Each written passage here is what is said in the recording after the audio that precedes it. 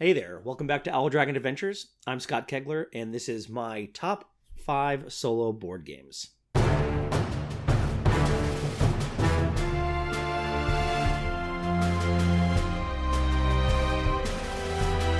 So we did our top 10s of all our top 10 games of all time, as it stands at the end of 2022. Both Rob and I, and we posted those here on the channel. We also wanted to go ahead and post our solo games, or specifically games that we play for just by ourselves, as I am here solo right now, recording this as well. For you to respond off of that if you have any questions.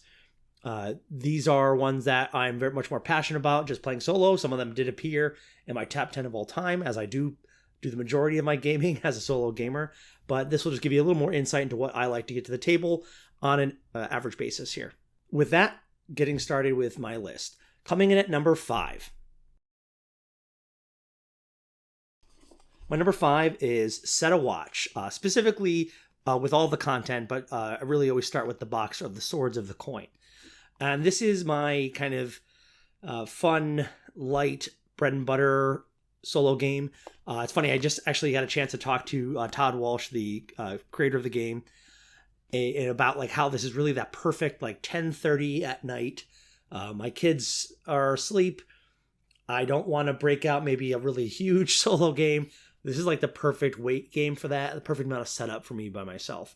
You can play it co-op, but I do prefer it as a solo game, deciding on who's going to be my 4 adventurers and go through the entire quest of surviving the night, setting the campfire, and attacking, fighting the line of monsters that come in from the darkness. So it's just a really fun game, both the original game, the standalone expansion, and there's actually going to be a third game coming out next year. We got to see some of it at PAX U. A lot of fun, very excited for the new adventurers and any other new mechanics that come into the game. So that is my number 5, Set a Watch. Now for my number 4. Number 4 is Friday by Friedman Freeze. I absolutely love this game. It is the game that really got me into solo board gaming, where I was more passionate about it. It's very small, obviously, but just introduced me to kind of like that kind of quiet time of not needing to have it be the social part of gaming and really just focus on the strategy and the win condition. You are Friday trying to help Robinson Crusoe survive alone on the island. So it's also funny that the game is all about being alone and surviving. I love the deck build in this game and understanding when to use your life tokens to help Robinson survive till the end, where he can face off against pirates and hopefully escape the island. Great game. If you're looking for someone that's just getting into the hobby, into solo gaming, this is my recommended one. I actually gift this one very often to other gamers that are getting into it, as it's only like $15, $20, and it's a good one to get them started in the hobby. So that's my number 4. Moving on to number 3. Number 3 is going to be The Bloody Inn. This is a surprise for me because I usually don't like horror games very much. But this one is just a really delightful solo game. Also plays like Set a Watch plays as a multiplayer game. But unlike that being cooperative, this is competitive. But the solo on this is just fantastic. And I think I love the theme so much of this kind of macabre inn that you're running, where you're trying to decide which patrons you can bribe to help you in your nefarious scheme, or which patrons you're going to kill and then bury under different parts of the property at the end, and without being caught by the police. And I think it's much more fun as a solo game because it's not just like, oh, I lose money if the police catch me. This game is like over if you get caught. So it's this interesting little game of seeing what I can get away with throughout it.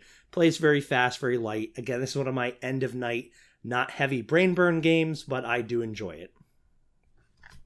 That is my number 3. Moving on to my number 2. My number 2 is Too Many Bones. It's also in my rankings of top games of all time. It is my number 4 game of all time. It is a fantastic dice builder RPG.